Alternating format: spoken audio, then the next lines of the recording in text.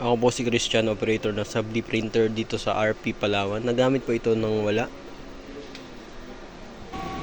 Ito po yung cupping na may 80% good condition ba po. Ito naman po yung kanyang head. Palit po nito is nakaraang taon. Nozzle clean. Punasan natin yung wiper after na head clean. Nozzle test.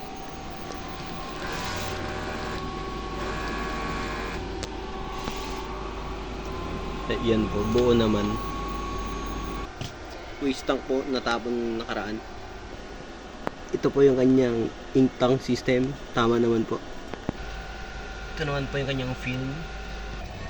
Ito naman po yung mga ink nya. Same YK. Yung black po nasa likuran lang. Tsaka yung dilaw. Ito po yung output. Wala pa akong na-output.